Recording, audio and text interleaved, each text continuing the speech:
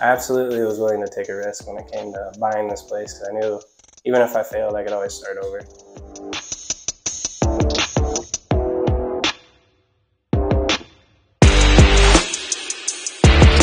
I'm Jesse Zeutenhorst. I'm the owner of Zeutenhorst Feedlot. I've been raising cattle here since 2020.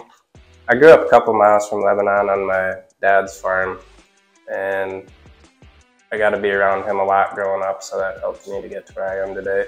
Yeah, I also have my mom who supports me through this whole thing. There was a couple of times where I was close to quitting the first year, and she was a huge part of keeping me going. I was working for a different feedlot about a few miles away, and my parents didn't live too far away, and I was still living with them at the time. My dad had gotten wind that the previous owner of this place was more than likely going to sell, and he just got sick of feeding cattle, and this is a place where I never ever thought I'd have an opportunity to jump on and own. But I was on my way home from work one day, and I seen him standing outside, and I stopped and talked to him, and I think this was probably close to 6 or 7 months before they were going to sell, and I got lucky enough that I sat down with him for a while, and he kind of told me, you know, everything that was going on and when the place was going to sell, and I was lucky enough to get everything lined up ahead of time and have an opportunity to own this place. So, really, the biggest thing I considered was just being close to my old family farm. And never ever did I think I'd be 2 miles away. I would say it hindered me in the beginning. My age, probably to my banker even. Thankfully, I knew him very well. I've known him for a lot of years, so he had a lot of faith in me on this. But I would say my age definitely hindered me because I looked like a young kid that probably didn't know what he was doing. The biggest thing that helped me overcome that was all my experience I had, because I did spend a lot of my early 20s just working.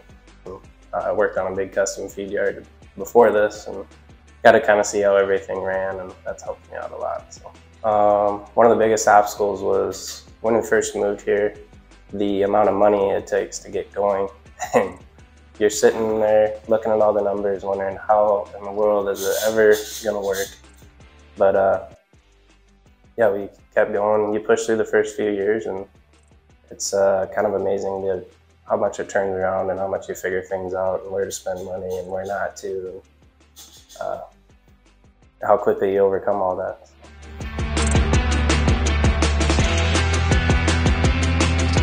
I'd say a lot of advantages being younger would come in the fact that I'm willing to learn. A lot of things I did learn was working at other feedlots. Obviously, I grew up in this industry, but working for other feedlots gave me a lot of knowledge because I got to do a lot of stuff that involve feeding and processing cattle and all kinds of different stuff, taking care of them, how to identify, you know, what cattle need attention that day and who doesn't.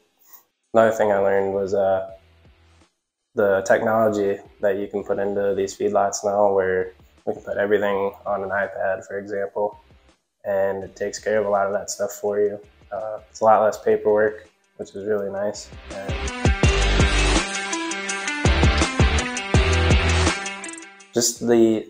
I would say the thing that makes the beef industry special is probably all the different types of people that are involved in it, and the fact that for younger farmers like me, it's a lot easier to get involved in than, say, row crop farming or other types of farming. So it provides a lot of employment opportunities for a lot of different people. I mean, there's trucking, there's feed that's got to be hauled in, there's these cattle get processed, there's just job opportunities everywhere, and there's lots of opportunities, like I said, for younger farmers too, to get involved in it. And it's just a way to get into this whole industry. So.